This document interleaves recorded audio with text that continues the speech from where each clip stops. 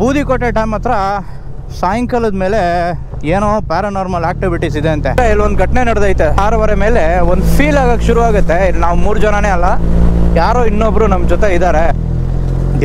ದೆವ್ವಗಳು ಏನು ಸಕ್ಕತ್ತಾಗಿದೆ ನೋಡಿ. ಅದು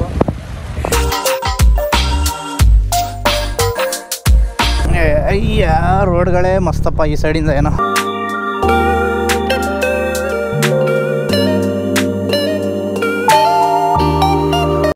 ಪೊಲೀಸರು ಬಂದ್ಬಿಡಿ ಆ ಕಡೆಯಿಂದ ಅಂದ್ಬಿಟ್ಟು ಕರ್ಸ್ಕೊಂಡ್ಬಿಟ್ರು ನಮ್ಮನ್ನ. ತುಂಬ ಕೇರ್ಫುಲ್ ಆಗಿರಬೇಕು.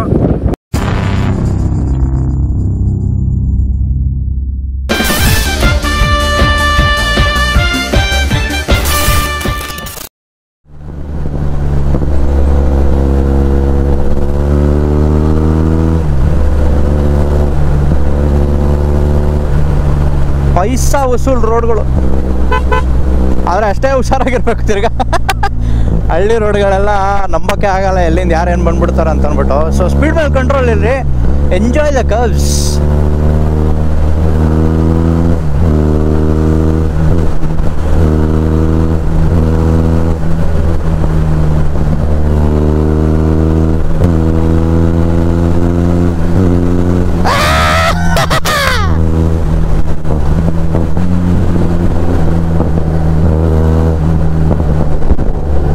ಇಲ್ಲಿಂದ ಲೆಫ್ಟ್ ಡಿವಿಷನ್ ಇರೋದು ಬೂದಿಕೋಟೆ ಡ್ಯಾಮ್ಗೆ. ನಾಷ್ಟಾನೇ ಮಾಡ್ಕೊಂಡಿಲ್ಲ ಬಾಸಾದ್ರೆ ಏನು ಮಾಡೋಣ.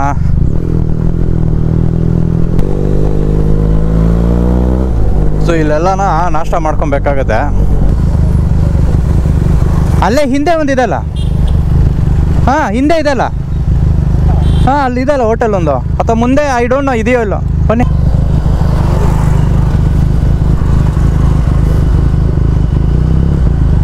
ಇಲ್ಲೇ ಹಾಕೊಂಬಿಡಿ ಗಾಡಿ.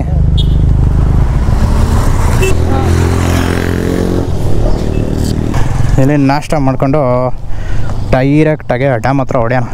ಇನ್ನೇನು 10-15 ಮಿನಿಟ್ಸ್ ಇಲ್ಲಿಂದ ಅಷ್ಟೇ, ವಾಪಸ್ ಸಿಗೋಣ. ಇನ್ನೊಂದು 4 kilometre Budikote dam. Budikote dam ಹತ್ರ ಸಾಯಂಕಾಲದ ಮೇಲೆ ಏನೋ ಪ್ಯಾರಾನಾರ್ಮಲ್ ಆಕ್ಟಿವಿಟೀಸ್ ಇದೆ ಅಂತೆ. ದೆವ್ವಗಳು.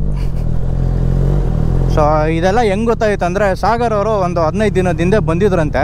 ಅವರು ಒಂದು 7-7:30 ಮೇಲೆ ಅಲ್ಲೇ ಇದ್ಬಿಟ್ಟಿದ್ದಾರೆ ಬ್ಯಾಕ್ ವಾಟರ್ಸ್ ಹತ್ರ. ಅಲ್ಲಿಂದ ಹೊಡೆದೈತೆ ಅವ್ರಿಗೆ. 5-6 ಕಿಲೋಮೀಟ್ರ್ವರೆಗೂ ಬಿಟ್ಟಿಲ್ಲಂತೆ. ಏನೇನೋ ಸೀನ್ಗಳು, ದಾರಿ ತಪ್ಪಿಸ್ಕೊಳ್ಳೋದು, ಗಾಡಿ ಬಿದ್ದೋಗ್ಬಿಟ್ಟು ನಮ್ಮ ಸುನೀಲ್ ಅವ್ರದ್ದು ಹೆಡ್ಲೈಟ್ ಎಲ್ಲ ಹೊಡೆದೋಗ್ಬಿಟ್ಟಿದೆ, ಇಂಡಿಕೇಟ್ರು ಮಡ್ಗಾಡೆಲ್ಲ ಬೆಂಡು, ಏನೇನೋ ಆಗೈತೆ ಈ ಒಂದು ಪಾರ್ಟಲ್ಲಿ. ಅದನ್ನು ಕೇಳಿಸ್ಕೊಳ್ತೀರಾ ನೀವು. ಸೊ ಫಸ್ಟು ಡ್ಯಾಮ್ ಹತ್ರ ಹೋಗೋಣ ಬನ್ನಿ. ಸ್ಯಾಡ್ಲಿಂಗ್ ಮಾಡಲೇಬೇಕಾಗತ್ತೆ ಸ್ವಲ್ಪ, ಇಲ್ಲ ಆಗಲ್ಲ. ಬೆನ್ಗೇನು ಹಿಡ್ಕೊಂಡ್ಬಿಟ್ರೆ ಅಷ್ಟೇ ಬಾಸ್.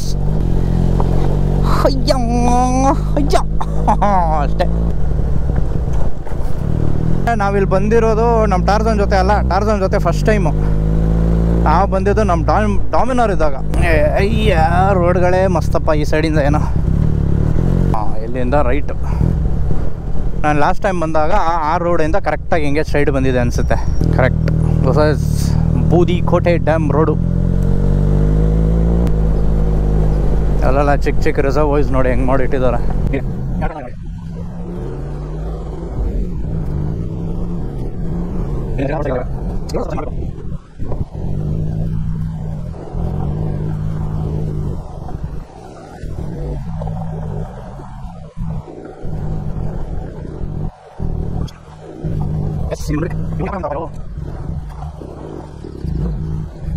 ಅವ್ರು ಯಾವುದೋ ಬೇರೆ ರೂಟಲ್ಲಿ ನಿಂತವ್ರೆ. ಸೊ ಲಾಸ್ಟ್ ಟೈಮ್ ಬಂದಿದ್ದು ಇಲ್ಲೇ ನಾವು. ಗಾಡಿ ಇಲ್ಲಿಗೆ ನಿಲ್ಲಿಸ್ಬಿಟ್ಟು ಹಿಂಗೆ ನಡ್ಕೊಂಡು ಈ ಕಡೆಯಿಂದ ಮೇಲೆ ಹೋಗ್ಬಿಟ್ಟಿದ್ವಿ ಡ್ಯಾಮ್ ಹತ್ರ. ಸೊ ಇಲ್ಲಿಂದ ಬ್ಯಾಕ್ ವಾಟರ್ಗೆ ಆಕ್ಸಸ್ ಇಲ್ಲ ಅನಿಸುತ್ತೆ. ಅವ್ರು ಯಾವುದೋ ಬೇರೆ ಕಡೆ ನಿಂತಿದ್ದಾರೆ.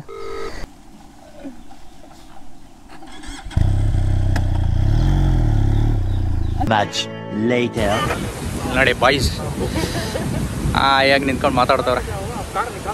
ಇನ್ನು ಡ್ಯಾಮ್ ಮೇಲೆ ಹೋಗ್ಬಿಟ್ಟು ಸ್ವಲ್ಪ ನೋಡಿ ಫೋಟೋಸ್ ಎಲ್ಲ ತಗೊಂಡು ಮುಗಿಸ್ಕೊಂಡು ಆಮೇಲೆ ಇಲ್ಲಿ ಹೋಗೋಣ. ತುಂಬ ಕೆಲಸ ಇದೆ.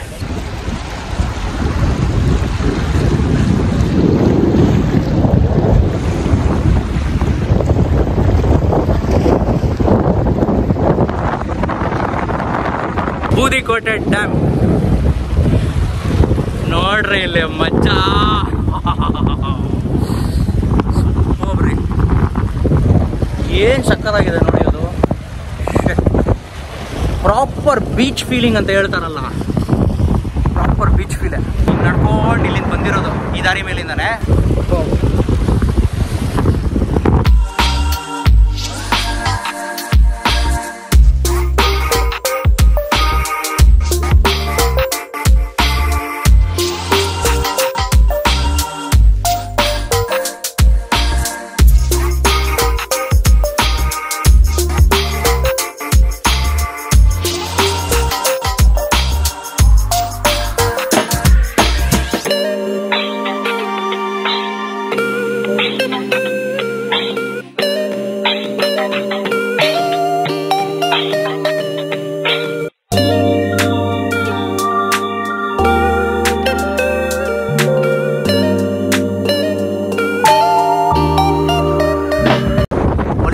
ಬಂದ್ಬಿಡಿ ಆ ಕಡೆಯಿಂದ ಅಂದ್ಬಿಟ್ಟು ಕರ್ಸ್ಕೊಂಡ್ಬಿಟ್ರು ನಮ್ಮನ್ನ.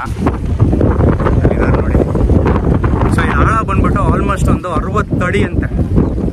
ತುಂಬ ಕೇರ್ಫುಲ್ ಆಗಿರಬೇಕು. ಬನ್ನಿ, ಎಂಜಾಯ್ ಮಾಡಿ. ಪ್ರಾಣಕ್ಕೆ ಅಪಾಯ ಆಗೋದಕ್ಕೆ ಆಟಗಳು ಆಡಬೇಡಿ ಅಷ್ಟೇ. ಸ್ಪೆಷಲಿ ಇವಾಗ ಮಳೆಗಾಲದಲ್ಲಂತೂ ನೀರು ಎಫೆಕ್ಟ್ ಇದಲ್ಲ, ಸೇಮ್ ಓಷನ್ ಥರನೇ ಈ ಕಡೆ ಆಡ್ತಿದ್ದಾರೆ. ಅದೊಂದು ತುಂಬ ಚೆನ್ನಾಗಿರೋದು.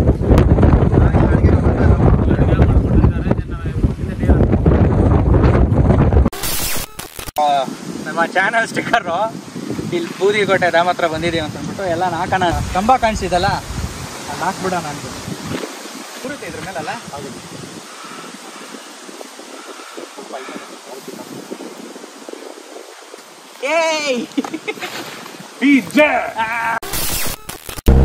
ಸೊ ಇನ್ನೇನು ವಾಪಸ್ ಹೊರಡ್ತಾ ಇದ್ದೀವಿ. ಆದರೆ ಒಂದು ಘಟನೆ ಹೇಳೋದು ಮರ್ತೋಗ್ಬಿಟ್ರಿ ನಾವು. ಅದು ನಾನು ಈಗಲೇ ಹೇಳ್ತಾ ಇದ್ದೀನಿ. ಸೊ ಇವರು ಕಾರ್ತಿಕ್ ಅವರು ಮತ್ತು ಸುನೀಲ್ ಅವರು ಮತ್ತು ಸಾಗರ್ ಅವರು ಅವರವರ ಗಾಡಿಗಳ ಮೇಲೆ, ಅಂದರೆ ಮೂರು ಗಾಡಿಗಳ ಮೇಲೆ ಅವರು ಬೂದಿಕೋಟೆ ಡ್ಯಾಮಿಗೆ ಬಂದಿದ್ರು. ಇದು ಯಾವಾಗ? ಸಾಯಂಕಾಲ ಹೊತ್ತಲ್ಲಿ. ಸೊ ಆ ಬ್ಯಾಕ್ ವಾಟರ್ಸ್ ನಾವು ನಿಂತಿದ್ರಲ್ಲ, ಅಲ್ಲಿ ನೋಡಿದ್ರಲ್ಲ ನೀವು, ಅಲ್ಲಿ ನಿಂತ್ಕೊಂಡು ಆರಾಮಾಗಿ ಕುತ್ಕೊಂಡು ಮಾತಾಡಿಸ್ಕೊಂಡು ಇದ್ರು. ಅವ್ರ ಗೋಪ್ರೋ, ಅಂದರೆ ಕಾರ್ತಿಕ್ ಅವರ ಗೋಪ್ರೋ 11 ರೆಕಾರ್ಡ್ ಮಾಡ್ಬೇಕಂತ ಅಂದ್ಬಿಟ್ಟು ಟ್ರೈಪಾಡಲ್ಲಿ ಹಾಕ್ಬಿಟ್ಟು ಸೈಡಲ್ಲಿ ಇಟ್ಬಿಟ್ಟಿದ್ರು ಅವರು. ಇಲ್ಲಿ ಒಂದು ಥ್ರಿಲ್ ಇದೆ ಇವಾಗ.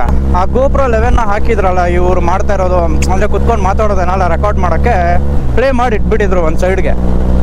ಆ ಟೈಮಲ್ಲಿ ಏನಾಗೈತಂದ್ರೆ ಇಲ್ಲೊಂದು ಘಟನೆ ನಡೆದೈತೆ. ಸರಿಯಾಗಿ 3 ಜನ ಇದ್ದಿದ್ರು ಅಲ್ಲಿ.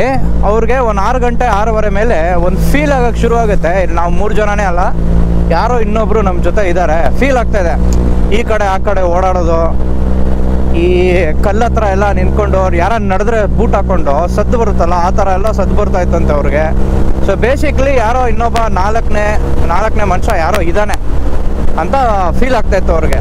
ಆ ಕ್ಯಾಮ್ರಾ ರೆಕಾರ್ಡ್ ಆಗ್ತಾ ಇತ್ತಲ್ಲ ಗೋಪ್ರೋ 11, ಅದು ಜಸ್ಟ್ ಹಿಂಗೆ ಇಟ್ಟಿದ್ರು ಸ್ಮಾಲ್ ಟ್ರೈಪಾಡಲ್ಲಿ. ಅದು ಈ ಕಡೆ ಆ ಕಡೆ ಬಿದ್ರೂ ಮ್ಯಾಕ್ಸ್ ಟು ಮ್ಯಾಕ್ಸು ಆ ಗೋಪ್ರೋ ಇರೋ ಬಿಲ್ಡ್ ಕ್ವಾಲಿಟಿಗೆ ಜಸ್ಟು ಈ ಕಡೆ ಆ ಕಡೆ ಸ್ವಲ್ಪ ಸ್ಕ್ರ್ಯಾಚ್ ಆಗಬೇಕು, ಇಲ್ಲಾಂದರೆ ಒಂದು ಲೆನ್ಸ್ ಒಂದು ಸ್ವಲ್ಪ ಆ ಕಡೆ ಈ ಕಡೆ ಇದಾಗಬೇಕು. ಬಟ್ ಅದೇನಾಗೈತೆ, ಹಿಂದೆ ಇರೋ ಸ್ಕ್ರೀನ್ ಇದೆಲ್ಲ, ಬಿದ್ದಿರೋ ಏಟ್ಗೆ ಬೀಳಲೇ ಇಲ್ಲ ಕ್ಯಾಮ್ರಾ. ಫಸ್ಟ್ ಆಫ್ ಆಲ್ ಯಾರೋ ಹಿಡ್ಕೊಂಡು ಅದನ್ನ ಕಲ್ ತಗೊಂಡು ಚಚ್ದಂಗಿತ್ತು ಕ್ಯಾಮ್ರಾಗೆ. ಗೋಪ್ರೋ ಅಂತಾರೆ ಡ್ಯೂರಬಿಲಿಟಿ ಅಷ್ಟು ಬೇಕಾರಾಗಿಲ್ಲ. ಸೊ ಇದೊಂದು ಫಸ್ಟ್ ಘಟನೆ ನಡೀತಾ ಅವ್ರು ಕ್ಯಾಮ್ರಾ ನೋಡ್ಬಿಟ್ಟು ಸಖತ್ ಬೇಜಾರು ಮಾಡ್ಕೊಂಡ್ಬಿಟ್ರು. ಏನ್ ಗುರು ಇದು, ಏನೋ ಫೀಲ್ ಆಗ್ತೈತೆ, ಕ್ಯಾಮ್ರಾನು ಹೊಡೆದೋಯ್ತು, ಓಕೆ ಫೈನ್ ಇನ್ನೇನು ಇಲ್ಲಿ ಹೊರಡೋಣ ಅಂತ ಅಂದ್ಬಿಟ್ಟು ಹೊರಟ್ರು. ಎದ್ಬಿಟ್ಟು 2 ಜನ, ಅಂದರೆ ಸಾಗರು ಮತ್ತೆ ಇವರು ಆ ಕಡೆ ಹೋಗ್ತಾ ಇದ್ರು. ಕಾರ್ತಿಕ್ ಅವರು ಇನ್ನೇನು ಟೀ ಶರ್ಟ್ ಹಾಕೊಂಡು ಬರಬೇಕು, ನೀರಲ್ಲಿ ಆಟ ಆಡ್ತಾ ಇದ್ರಲ್ಲ.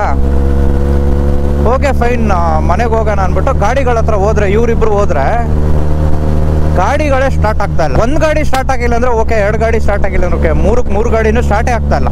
ಇದ್ಯಾವುದು ಹೊಸದು ಇವಾಗ ಅಂತ ಅಂದ್ಬಿಟ್ಟು ಅವರು ಕಾರ್ತಿಕ್ ಅವ್ರು ಹೋಗ್ಬಿಟ್ಟು ಹೆಂಗೋ ಒಂದು ಮಾಡ್ಬಿಟ್ಟು ಗಾಡಿಗಳನ್ನ ಸ್ಟಾರ್ಟ್ ಮಾಡಿದ್ರು. ಆಮೇಲೆ ಒಂದು 3-4 ಕಿಲೋಮೀಟರ್ ಹೋಗ್ಬಿಟ್ಟಿದ್ದಾರೆ, ಅಲ್ಲಿಂದ ಹೊರಟ್ಬಿಟ್ಟಿದ್ದಾರೆ.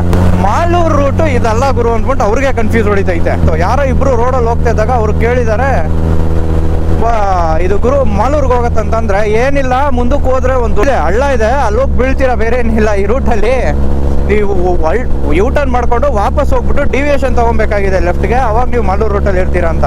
ಆಯ್ತು ಫೈನ್, ಹೆಂಗೋ ಒಂದು ಮಾಡಿ ಮಾಲೂರು ರೂಟಿಗೆ ಸೇರ್ಕೊಂಡ್ರು. ಊಟ ಎಲ್ಲ ಮಾಡ್ಕೊಂಡ್ಬಿಟ್ಟಿದ್ದಾರೆ. ತಿರ್ಗಾ ಇನ್ನೊಂದು ಘಟನೆ, ಈ 3 ಗಾಡಿಗಳು ನಿಲ್ಸಿದ್ದಾರೆ. ಸ್ಪ್ಲೆಂಡರ್ ಬಂದ್ಬಿಟ್ಟು ಜಸ್ಟ್ ಒಂದು ಸೈಡ್ ಸ್ಟ್ಯಾಂಡ್ ಅಲ್ಲಿ ನಿಂತಿತ್ತು.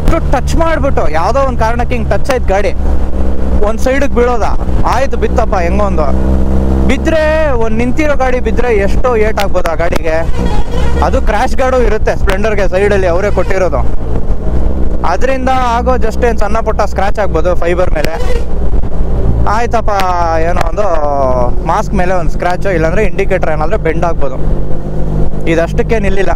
ಸ್ಪ್ಲೆಂಡರ್ದು ಮುಂದೆ ಇರೋ ಡೂಮು ಹೆಡ್ಲೈಟ್ ಹೊಡೆದೋಗ್ಬಿಟ್ಟಿದೆ, ಇಂಡಿಕೇಟರ್ ಬೆಂಡ್ ಆಗ್ಬಿಟ್ಟು ಇಂಡಿಕೇಟರ್ ಹೊಡೆದೋಗಿದೆ, ಆಮೇಲೆ ಮಡ್ಗಾಡು ಬೆಂಡ್ ಆಗಿದೆ. ಇಷ್ಟೆಲ್ಲ ನಡೆದೈತೆ. ಸೊ ಇದು ಹೆಂಗೆ ಅನ್ಸತ್ತಂದರೆ, ಗಾಡಿ ಬಿದ್ದಾಗ ಆ ಗಾಡಿ ಮೇಲೆ ಯಾರೋ ತುಂಬ ಹೆಫ್ಟಿ ಜನರು ಯಾರೋ ಕುತ್ಕೊಂಡು ಬಿದ್ದರೆ ಹೆಂಗಾಗುತ್ತೆ, ಒಂದು ಜಾಗದಲ್ಲಿ ನಿಂತಿರೋ ಗಾಡಿ ಅದ್ರ ಮೇಲೆ ತುಂಬ ಪ್ರೆಷರು, ವೆಯ್ಟ್ ಅನ್ನೋದು ಬಿದ್ದಾಗ ಏನಾಗ್ಬೋದು ಆ ಥರ ಆಗೈತೆ. ಇದಕ್ಕೆ ಏನು ಹೇಳೋಣ ಇವಾಗ. ಅದಾದಮೇಲೆ ಹೆಂಗೋ ಒಂದು ಮಾಡಿಬಿಟ್ಟು ಮನೆಗೆ ಹೋಗಿ ಸೇರಿದ್ದಾರೆ. ಇಷ್ಟೆಲ್ಲ ಘಟನೆ ನಡೆದೈತೆ. ಸೊ ಯಾವತ್ತು ಐ ಡೋಂಟ್ ಥಿಂಕ್ ಸೊ ಬೂದಿ ಕೋಟೆ ಮಾತ್ರ ಅಂತಲ್ಲ, ಯಾವುದೇ ಒಂದು ನೀವು ರೂಟಿಗೆ ಹೋದರೆ, ಅಂದರೆ ಇಂಥ ನೀರಿರೋ ಕಡೆ ಜಾಗ, ಬ್ಯಾಕ್ ವಾಟರ್ಸು ಅದೆಲ್ಲ ಕತ್ಲೆ ಆದಮೇಲೆ ಇರೋದು ತುಂಬ ಸೇಫ್ ಅಲ್ಲ. ಇಂಥ ವಿಷಯದಲ್ಲೆಲ್ಲ ತುಂಬ ಜನರು ನಂಬ್ತಾರೆ, ತುಂಬ ಜನರು ನಂಬಲ್ಲ. ಬಟ್ ಈ ಥರ ಘಟನೆಗಳು ನಡೆದಾಗ, ಪ್ಯಾರಾನಾರ್ಮಲ್ ಆಕ್ಟಿವಿಟಿ ಅಂತಂತಾರಲ್ಲ, ಅದು ನಡೆದಾಗ ಎಲ್ಲರಿಗೂ ಭಯ ಆಗೇ ಆಗುತ್ತೆ. ಎಲ್ಲರಿಗೂ ಒಂದು ಬ್ಯಾಕ್ ಸ್ಟೆಪ್ಪು, ಹಿಂದಿರುಗಬೇಕು, ಏನು ಗುರು ಇದು ಅಂತ ಅವ್ರಿಗವರೇ ಕ್ವೆಶನ್ ಮಾಡ್ಕೊಬೇಕು, ಈ ಥರನೂ ಆಗುತ್ತಾ ಅಂತ. ಸೊ ಎಲ್ಲರಿಗೂ ಈ ಥರ ಘಟನೆ ಅವ್ರ ಲೈಫಲ್ಲಿ ಯಾವಾಗನ ಒಂದ್ಸಲ ಆಗೇ ಆಗಿರುತ್ತೆ. ನಿಮ್ಗೆ ಯಾವ್ದಾನ ಲೊಕೇಶನಲ್ಲಿ ಹೋದಾಗ ಈ ಥರ ಪ್ಯಾರಾನಾರ್ಮಲ್ ಆಕ್ಟಿವಿಟಿ, ಭಯ ಪಡಿಸೋ ಅಂಥ ಘಟನೆಗಳು ನಡೆದೈತಾ ಕಮೆಂಟ್ ಸೆಕ್ಷನಲ್ಲಿ ಹೇಳಿ. ಈ ವಿಡಿಯೋ ಇಷ್ಟ ಆಗಿರೋದು ಅಂದ್ಕೊತೀನಿ. ಇಷ್ಟ ಆಗಿರೋ ದಯವಿಟ್ಟು ಲೈಕ್ ಬಟನ್ ಒತ್ತೆ, ಸಬ್ಸ್ಕ್ರೈಬ್ ಮಾಡಿ. ನಾನು ನಿಮ್ಗೆ ಇನ್ನೊಂದು ವಿಡಿಯೋಲಿ ಸಿಗ್ತೇನೆ. ಟೇಕ್ ಕೇರ್, ಬಾಯ್.